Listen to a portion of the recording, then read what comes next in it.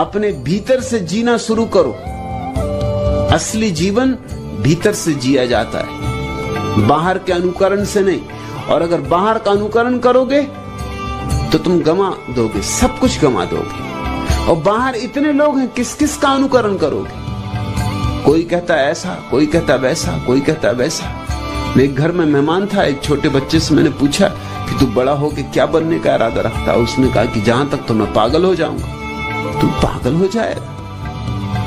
मैंने बहुत बच्चों से ये पूछा, मगर तेरा जैसा बुद्धिमान बच्चा नहीं मिला। तू बड़े मजे की बात कर रहा, मगर बड़े मतलब की भी, पते की भी।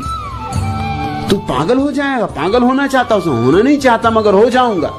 क्योंकि मेरी माँ चाहती मैं डॉक्टर बनूं, मेरे बाप चाहते हैं मैं इंजीनियर बनूं, मेरे काका चाहते हैं मैं संगीतज्ञ बनूं, क्योंकि उनको हारमोनियम बजाना आता है।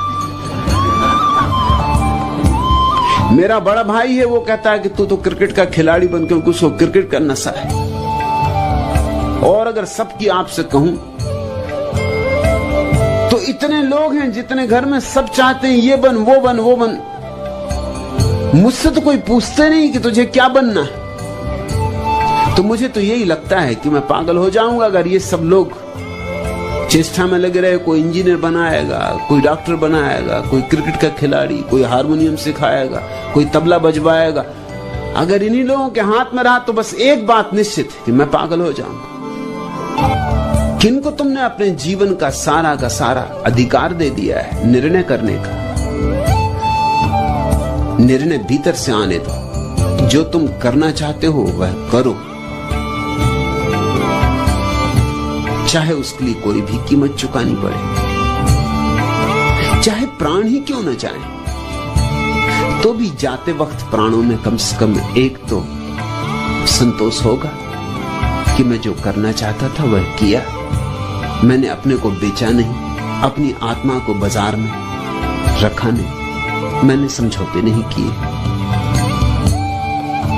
मैं मर रहा हूं, लेकिन वही करते मर रहा हूं जो मैं करना चाहता था। तुम्हारे प्राणों में वैसा ही संतोष होगा जैसे सुकरात को रहा होगा जहर पीते वक्त, जैसा मंसूर को रहा होगा गर्दन कटते वक्त, जैसा जीसस को रहा होगा सूली पे चढ़ते वक्त।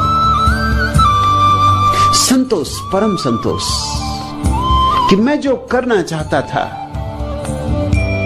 मैंने वही किया। मैंने किसी कीमत पर समझौते नहीं किए। इस जगत में परम तृप्ति उनकी है जो समझौते नहीं करते, जो भीतर से बाहर की तरफ जीते। तो करना चाहते हो वही करो। और मैं तुमसे यह भी नहीं कहता कि वह सही है या गलत, उसका निर्णय भी तुम्हारी अंतरात्मा को ही करना है। उसका निर्णय भी बाहर से नहीं लेना है। कौन निर्णय करेगा क्या सही है क्या गलत है? बुद्ध ने घर छोड़ा, पिता समझते थे गलत है, पत्नी समझती थी गलत है, परिवार समझता था गलत है, सब समझते थे गलत है। लेकिन आज 2500 साल बाद क्या तुम ये कहोगे कि बुद्ध ने घर छोड़ा तो बुरा किया? नहीं छोड़ते तो मनुष्य जाति वंचित रह जाती, सदा सदा के लिए वंचित रह जाती। एक अमृत की धार बही, मगर जब छोड़ा था तो कोई भी पक्ष में नहीं था, कोई भी। बुद्ध अपना राज्य छोड़कर चले गए थे इसीलिए कि राज्य में जहां भी जाते वहीं लोग समझाने आते। तो सीमा ही छोड़ दी। सीमा छोड़ दी तो पास पड़ोस के राजा महाराजा आने लगे, क्योंकि वो भी उनके पिता के मित्र थे। कोई बचपन में साथ पढ़ा था, किसी की दोस्ती थी, किसी का कोई नाता रिश्ता था, वो समझाने आने लगे। जो आता वही बुद्ध को कहता कि तुम क्या ना समझी कर रहे हो। जो आता वही समझाता। आखिर बुद्ध को इतने दूर निकल जाना पड़ा जहां कि कोई बाप को जानता ही ना हो, पहचानता ही ना हो। अपने बाल काट डाले, सुंदर उनके बाल थे, ताकि कोई पहचान ना सके, घुटमुंडे हो गए। वस्त्र पहन लिए दीनहीन, भिखमंगे मालूम होने लगे। गांवों में न जाते, जंगलों में विचरने लगे, ताकि ये समझाने वालों से पीछा छूटे। क्योंकि अंतरात्मा से एक आवाज उठी थी कि कि सत्य को खोजे बिना नहीं मरना है। आज तुम ये ना कहोगे कि बुद्ध ने गलत किया। बुद्ध ने बड़ा उपकार किया, पूरी मनुष्य जाति पर उपकार किया। ऐसा कल्याण किसी और दूसरे मनुष्य ने नहीं किया। हालांकि तुम भी अगर उस समय होते तो तुम भी बुद्ध को समझाते कि भाई ये तुम क्या कर रहे हो। पिता की सुनो, पिता बूढ़े, उनको दुख मत दो। पत्नी जवान है, उसको पीड़ा मत दो। बेटा अभी अभी पैदा हुआ है, उसको छोड़ के भाग के जा रहे हो। ये पलायनवाद है। सब कहा होता, सब कहा था, लेकिन बुद्ध भीतर से जिए, भीतर से जिए, इसलिए महिमा प्रकट हुई, गरिमा प्रकट हुई। सुकरात को समझदार लोगों ने समझाया था कि तू एथेंस छोड़ दे, क्योंकि यहां तू रहेगा तो फांसी लगनी निश्चित है। तू कहीं और चला जा। लेकिन सुकरात ने एथेंस नहीं छोड़ा। उसने कहा जो मुझे कहना है वो एथेंस जैसे ही सुसंस्कृत समाज में कहा जा सकता है, और अगर ये सुसंस्कृत समाज मुझे मारने को तैयार है तो फिर मैं किसी और दूसरे समाज में जाके तो और भी मुश्किल में पड़ जाऊंगा। वो तो और जंगली, वो तो और भी अशिष्ट और असभ्य। फिर मुझे जो कहना है उसको समझने वाले थोड़े से लोग कम से कम यहां हैं। मौत तो आनी है सो आएगी, मगर मैं अपनी बात कह के जाऊंगा। कोई सुन लेगा, समझ लेगा, मैं तृप्त हो जाऊंगा। जीसस ने सूली पर चढ़ने में अड़चन अनुभव नहीं की। जब भी कोई व्यक्ति अपने ढंग से जीता है, अपनी शैली से जीता, अपनी मौत से जीता है, तो मौत दो कौड़ी की होती। वो जानता है कि उसने जिया है, इस ढंग से जिया है, इतनी परिपूर्णता से जिया है कि इस परिपूर्ण जीवन का कोई अंत नहीं हो सकता। मौत आएगी और चली जाएगी, मैं रहूंगा। लोग क्या कहेंगे? लोग हैं कौन? लोग यानी कौन? इनका मूल्य क्या है? इनकी खुद की आत्मवत्ता क्या है? हजार मूढ़ ताली पीट के तुम्हारा स्वागत करें, तुम इसके लिए राजी होगे कि एक बुद्ध पुरुष तुम्हारे सिर पर हाथ रख के आशीर्वाद दे? तुम इसे चुनोगे, क्या करोगे? संख्या गिनोगे हजार मूढ़ों की? अगर संख्या से जियोगे तो चूकोगे, बुरी तरह चूकोगे। जानने वाले एक आदमी की आंख का इशारा भी बहुत है।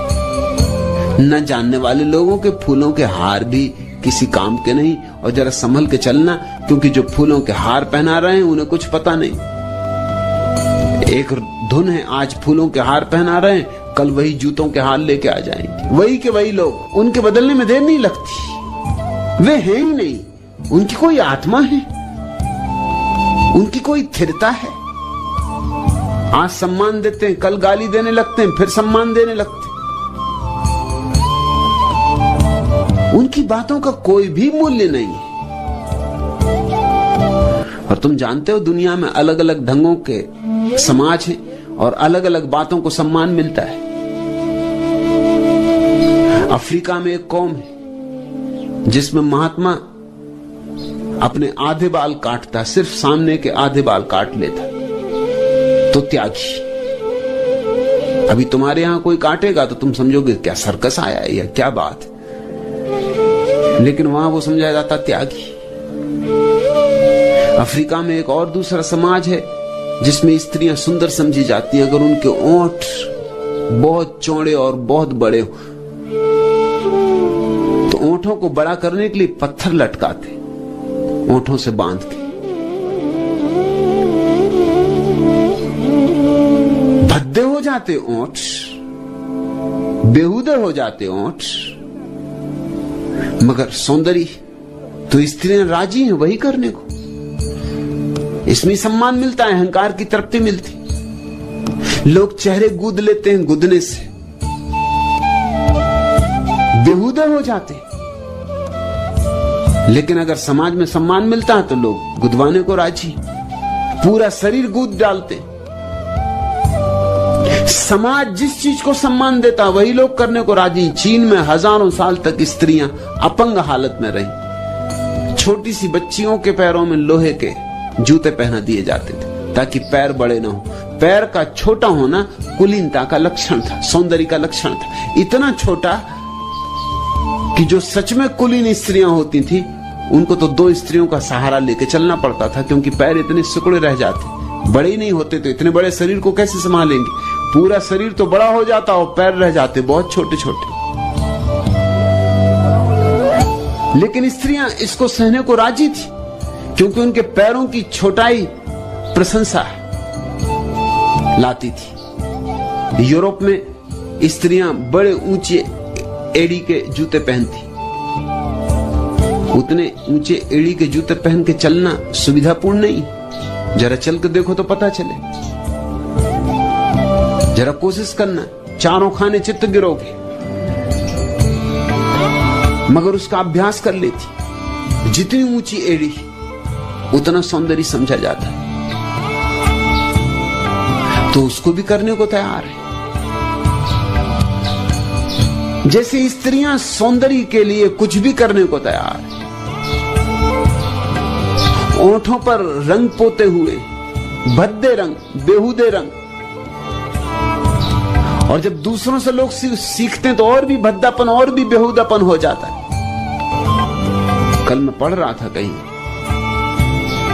एक आदमी ने मुल्ला नसरुद्दीन से पूछा कि अगर तुम अपनी पत्नी को सताना चाहो तो सबसे बड़ी तरकीब क्या होगी? उसने कहा सबसे बड़ी तरकीब ये होगी कि 500 नई साड़ी खरीद लाऊं, कमरे में रख दूं और दर्पण हटा लूं। बस पगला जाएगी एकदम। दर्पण तो चाहिए ही चाहिए, और जितनी ज्यादा साड़ी हो उतना दर्पण साफ चाहिए, क्योंकि दर्पण में देख देख के तय करना है कौन सी लोगों को रुचेगी, कौन सी लोगों को जचेगी।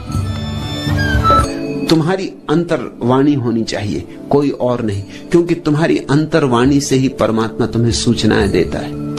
तुम्हारा असली सद्गुरु तुम्हारे भीतर बैठा हुआ है। लेकिन बड़ी कठिनाई है अहंकार छोड़ने में, और बड़ी कठिनाई है प्रतिष्ठा सम्मान छोड़ने में। सब सपने हैं झूठे,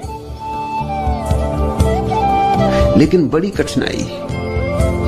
सपने भी छोड़ने में बड़ी कठिनाई होती, और मैं जानता हूं क्यों होती कठिनाई। क्योंकि सपनों के अतिरिक्त तुम्हारे पास कुछ और नहीं, सपने ही सपने। छोड़ने में डर लगता है कि छोड़ा, सपने भी छूट गए तो फिर बिल्कुल रिक्त हो जाऊंगा। ना कुछ से तो कुछ भला, ऐसी हमारी तर्क सरणी। सपना ही भला, कम से कम भरे तो रहते हैं, कम से कम व्यस्त तो रहते हैं। लेकिन मैं तुम्हें यह बात याद दिला दूं बार बार कि जो शून्य नहीं होगा सपनों से, वह परमात्मा से पूर्ण नहीं हो सकेगा। वह शर्त अपरिहार्य रूप से भरनी पड़ती, पूरी करनी पड़ती। तुम्हें सपने छोड़ने ही पड़ेंगे। लोग क्या कहते हैं भूल ही जाना पड़ेगा। न उनका सम्मान, न उनका अपमान, न उनकी प्रतिष्ठा, न उनकी अप्रतिष्ठा। वे जैसे हैं ही नहीं। तुम ऐसे जियो जैसे तुम अकेले हो पृथ्वी पर और पहले मनुष्य हो, और तुमसे पहले कोई हुआ नहीं, तुम्हें कोई राह बताने वाला नहीं। तुम्हें अपने भीतर से ही अपना मार्ग खोजना है। तो धीरे धीरे तुम्हारे भीतर की धीमी धीमी आवाज सुनाई पड़नी शुरू हो जाएगी, और उस आवाज को मान के जो चल पड़ता है पहुंच जाता है। सपने छोड़ो ताकि सत्य पा सको।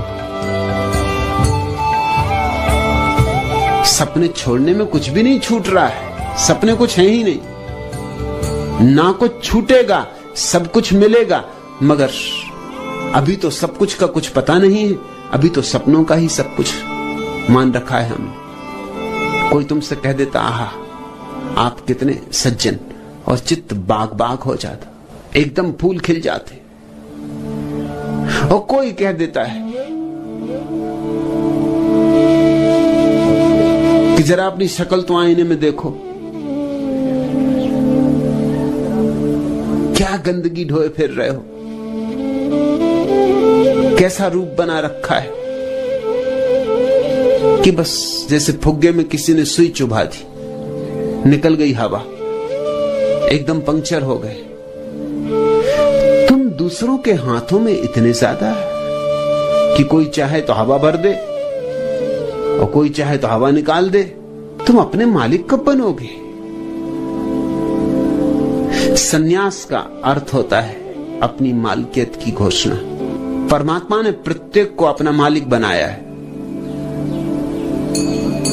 और जो लोग भी अपनी मालिकियत की घोषणा नहीं करते और दूसरों की गुलामी किए जाते हैं, वे परमात्मा का अपमान कर रहे हैं, उसकी सौगात का स्वीकार नहीं कर रहे, उसकी भेंट का स्वीकार कर रहे हैं। वे परमात्मा के प्रेमी नहीं। परमात्मा का प्रेमी अपने और परमात्मा के बीच निर्णय होने देता है। और मैं तुमसे ये नहीं कह रहा हूं कि समाज को नाहक कष्ट दो, कि लोगों को परेशान करो, कि जानबूझ के लोगों के विपरीत जाओ। ये मैं नहीं कह रहा हूं, मेरी बातों को गलत मत समझ लेना। मैं ये नहीं कह रहा हूं कि समाज कहे कि बाएं चलो रास्ते पे तो तुम दाएं चलना। ये तो औपचारिक बातें हैं, इनका कोई मूल्य नहीं है। मैं तुमसे ये नहीं कह रहा हूं कि समाज का कपड़े पहनो तो तुम नंगे चलना।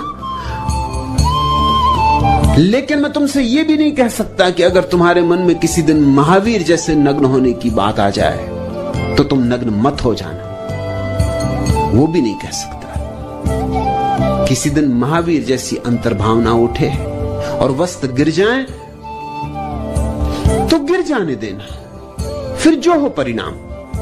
पत्थर लोग मारेंगे, उन्होंने महावीर को मारे थे तो तुमको भी मारेंगे। कुत्ते छोड़े थे महावीर के पीछे जंगली, तो तुम्हारे पीछे भी छोड़ेंगे। गांव गांव से तुम्हें भगाया जाएगा, वो स्वीकार करना। उसमें फिर रोना मत, उसमें फिर ये मत कहना कि मेरे साथ क्या हो रहा है। ये स्वाभाविक है। लेकिन तुमसे मैं ये कह नहीं रहा हूं कि तुम नग्न हो जाओ।